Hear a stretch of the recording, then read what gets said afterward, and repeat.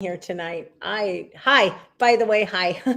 My name is Courtney, and I'm very passionate about helping women with invisible illnesses realize that you can still lead a pretty healthy and active lifestyle.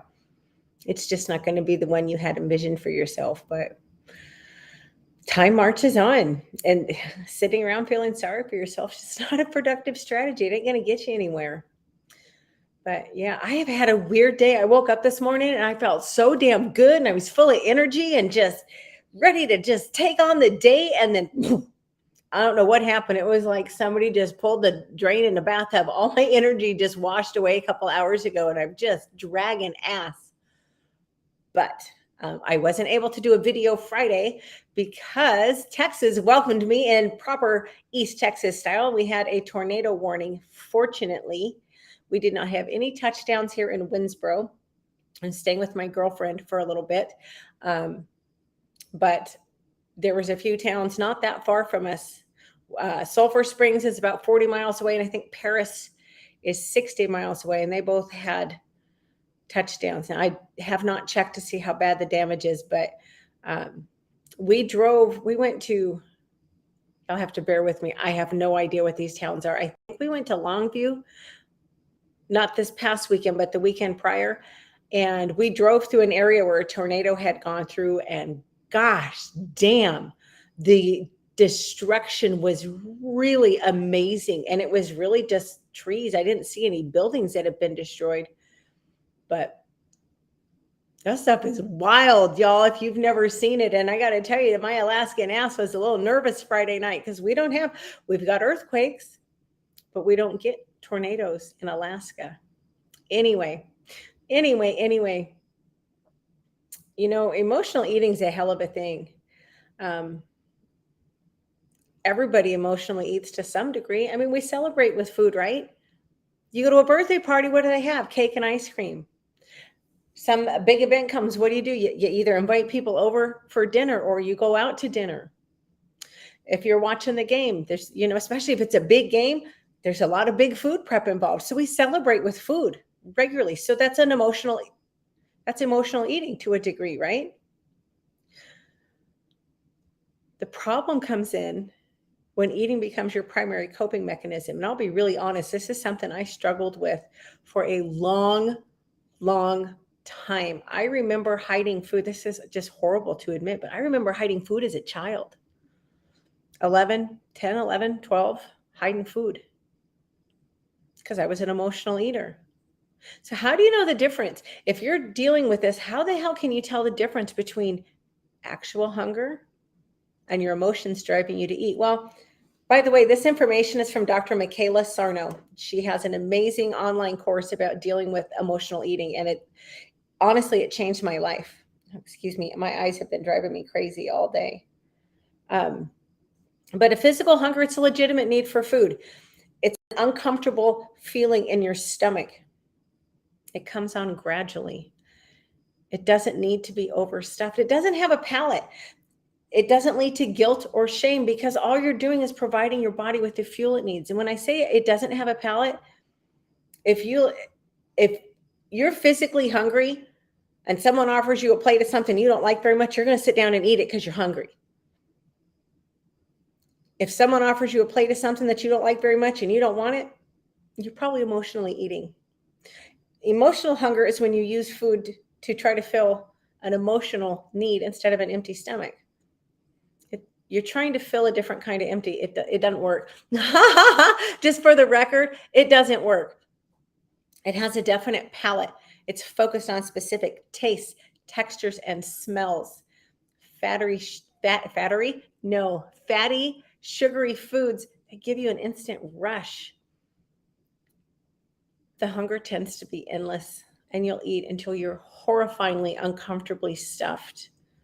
You're very focused on specific tastes. For me, it's sweets. If it's really good quality baked goods, I don't even buy them. And if I do, I buy a single serving because I'm sunk if I bring that stuff in the house. I know myself. The problem with emotional eating is that it leads to a lot of feelings of guilt and or shame. And then you know what? That just makes you emotionally eat more, which then makes you feel guilty and ashamed, which means you emotionally eat more. And it's a really crappy downward spiral, but it is fixable. It really is. But the first thing you need to do is you've got to be able to tell the difference. Do you eat when you're stressed? That's emotional eating. Do you eat when you're not hungry or you're already full? Obviously, that's emotional eating.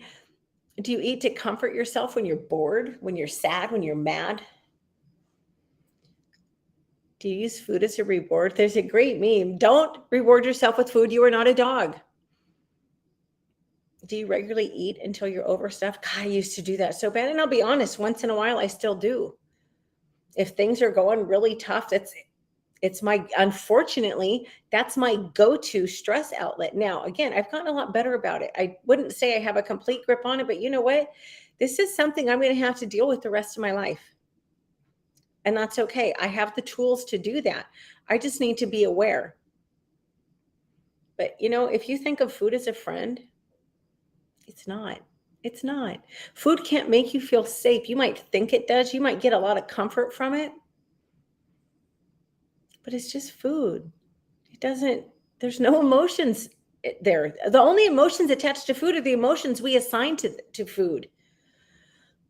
But if you feel powerless or out of control around food, oh, I'm fidgeting really bad, then you have an emotional eating problem. Why do we do it? You're trying to cope with stress. You're trying to avoid dealing with negative feelings. It's a temporary distraction, but the problem is it leads to a lot more very unpleasant emotions in the long run. So what can you do about it? If you really truly want to solve this problem, and I'll be honest, I need to go back through these steps because I've been through a lot of upheaval in my life lately, and it's been tempting to binge. I have been pretty good about keeping a lid on it, but it's been tempting. So the first thing that you should do, if you really want to get control on this, you need to identify the emotions driving the behavior. You need to remember that feelings and emotions, it's just chemistry. It's just a chemical reaction in your brain. They're not good and then they're not bad. They just are. They're just there. The problem comes with how we judge our feelings. And shame is really common. Shame is so powerful. And it's the underlying emotion behind a lot of addictive behaviors. It's the emotion that we most often try to stuff, but it doesn't work.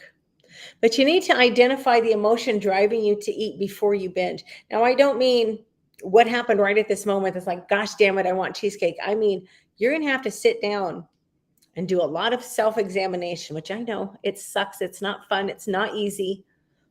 But if you want to solve the problem, this is a really good way to do it. You're going to have to look back through your life because you got to identify the source of that emotion, of that guilt or that shame or whatever's driving it. And you know what? It's probably not new. It's probably something that you've been like I told y'all, I've been doing this since I was a little girl. So these emotions, they're not new. I've been dragging this shit around, excuse me, for a very long time. And those old emotions, they're going to continue to drive binging or whatever self-destructive behavior you've gotten yourself into. If you don't address whatever those emotions are, you're going to keep having the problem. I mean, really, that should just kind of, it's common sense, right? But common sense is not always common practice. You need to find other ways to so-called feed your feelings. And I know if you're an emotional eater, I know exactly what you're going to think. You're going to think what I would have thought and what I did think when I first went through Michaela's course. You're going to think, screw you, lady, that's not going to work. But you know what? It does. You need to distract yourself. Go read a book. Go watch something funny. Find a hobby. Knit, sew. I don't know, take up fencing, underwater basket weaving. Do something. Go outside. That's an excellent distraction. Here's the thing. If you really want to conquer this, you are going to have to identify the emotion that's triggered that urge. You're going to have to identify what that emotion is that you're trying to avoid dealing with. You're going to have to address that emotion. But here's the magic. You can ignore everything else and just take this away. This This is such a good trick. Just delay it. Okay, so you're an emotional eater, and Betty Joe in accounting just pissed you off, and you are so mad. You don't know what the hell to do. So by God, I want a piece of cheesecake. No, I want 2 pieces of cheesecake. Well, you know what? That's fine.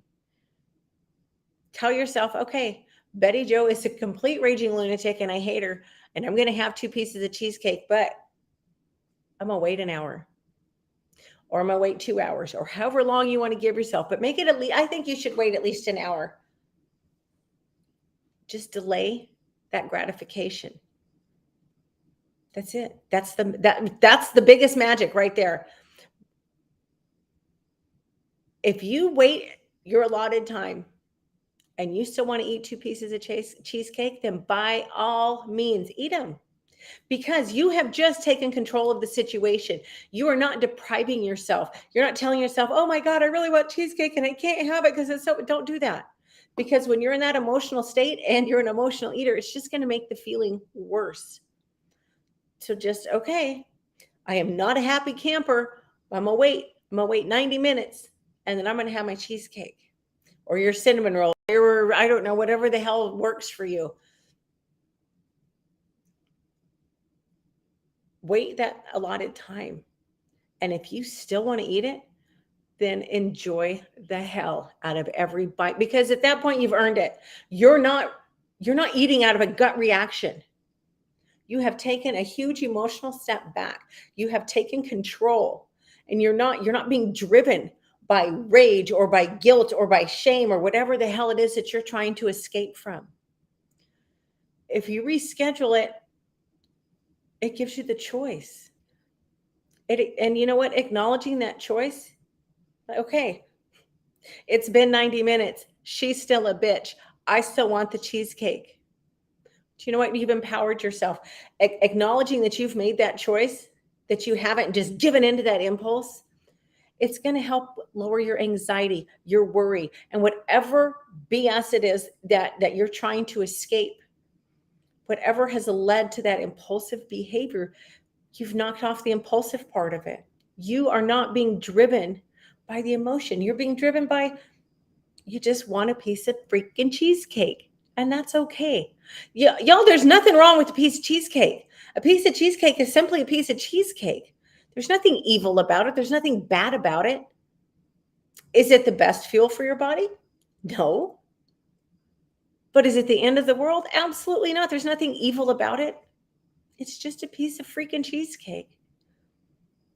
It's the value judgments that we place on it. And when you're in that emotional state, when you're eating because you're upset about something, that emotional judgment that you put on that poor little innocent piece of cheesecake, that's part of what drives the aftermath of more guilt and more shame and more outrage at yourself and more, why in the hell can't I do this? What is wrong with me? Ain't nothing wrong with you. You just need to learn how to delay your gratification. You just need to learn to figure out what that emotion is that you're trying to escape from. You need to learn how to process that.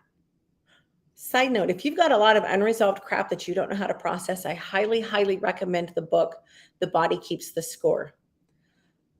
That is one of the most fascinating, life-changing books I've ever, well, I didn't read it, I listened to it. And I'll tell you, it is not an easy book, because the author he talks very openly about a lot of trauma that his patients have been through.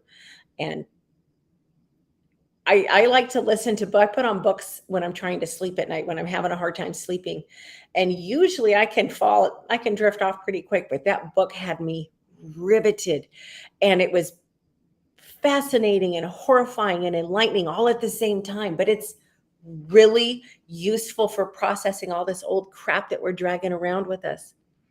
And that old crap is what's driving you to do this. That old crap is what, I used to be super self-destructive, and all that old crap is what drove all of my self-destructive behaviors.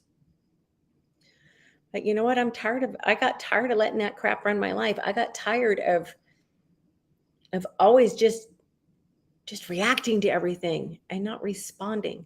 Now, to me, The reaction is that initial, oh, Betty Jo in accounting, such a bitch. I'm going to go have cheesecake. Responding is, you wait 90 minutes. Betty Jo's still a bitch. Man, I really want that piece of cheesecake. That's a response. When you can do that, it gives you your power back. That allows you that choice, that acknowledgement that you are in control is going to go so far towards reducing all of the emotions that helps you get into that reactive state in the first place. Anyway, I am so freaking tired, y'all. So that is all I have. You have any questions? I guess Facebook's probably the best place to catch me these days because yes, I am back on Facebook and not just posting videos, but I've actually posted a few times on my timeline this week. I'm going to try to be more active there. I'm keeping my Twitter closed for a lot of reasons, and frankly, not to be hateful, but they just ain't none of your business, so I'm not going to tell you. But you can catch me on Facebook if you have any questions, and I'd be happy to help you find Dr. Michaela and this amazing course that can change your life if you let it. Anyway, take care, and I will be back. I almost said at 5 o'clock Alaska time. No, I will be back Wednesday at 7 o'clock Central. Thanks. Bye.